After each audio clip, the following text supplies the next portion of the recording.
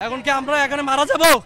যদি আমাদের যে ডক্টর ইউনুস স্যার আছে উনি যদি চায় না আপনারা মারা যান সবাই, আমরা মারা যেতে রাজি আছি। 2 বছর যাবত, গত 2 বছর যাবত আমরা ইটালিতে অ্যাপার্টমেন্ট পেয়ে জমা দিছি, কিন্তু আমাদের এখনো কোনো সমস্যা সমাধান হইতেছে না।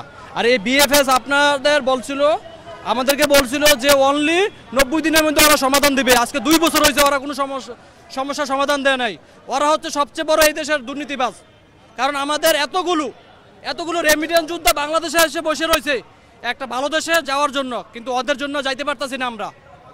ঠিক আছে, আমরা এটা খুব দ্রুত একটা ভালো সিদ্ধান্ত চাই। যদি আমাদের কাগজপত্র ঠিক থাকে আমাদেরকে যেন অন্য ভিসা দেয়, আর কাগজপত্র যদি ফেক থাকে তাহলে আমাদের রিজেক্ট করুক, আমাদের কোনো আপত্তি নেই।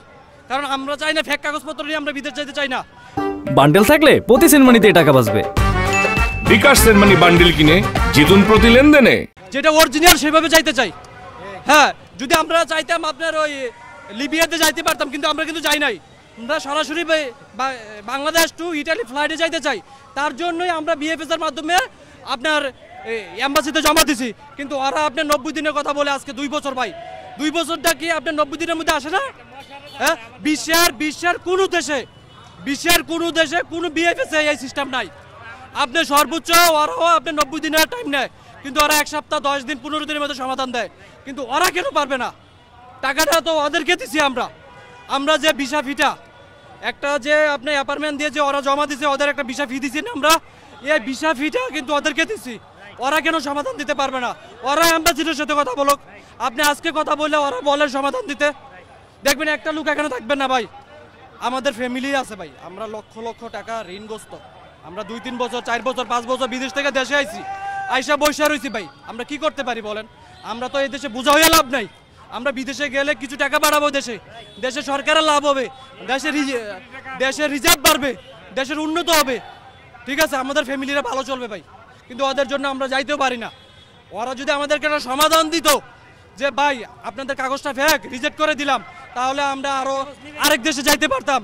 হয়তো ইউরোপ না যেতে পারি, আপনি মধ্যপ্রাচ্য দেশগুলো যাইতে পারতাম, কিন্তু সেটাও তো আমরা করতে পারি না ভাই। এখন আমরা কি করব বলেন? এখন কি আমরা এখানে মারা যাব?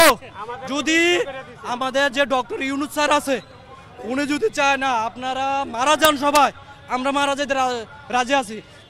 কারণ মানুষগুলো কিন্তু মারা গেছে ভাই, আনন্দ উল্লাস কিন্তু একটা মানুষের মনে নাই। হয়তো দেহটা আছে, দেহটা বুঝেন, শুধু দেহটা আছে, সবাই দেখে মানুষটা হাঁটে, দেহটা আছে, কিন্তু তার মনের ভিতরে যে আবেগ, ভালোবাসা, আনন্দ উল্লাস, এই জিনিসটা একটাও নাই ভাই।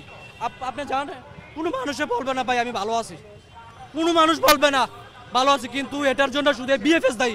আমি এম্বাসিকে দায়ী করব না, শুধু ওদেরকে দায়ী করবো। টাকাটা ওরা নিছে আমাদের থেকে, চার্জ ফি ওরা নিছে, ওরার দুর্নীতি কালো হাত ভেঙে দিতে হবে, ওদের দুর্নীতির কালো হাত ভেঙে দিতে হবে, আর কিছু চাই না আমরা।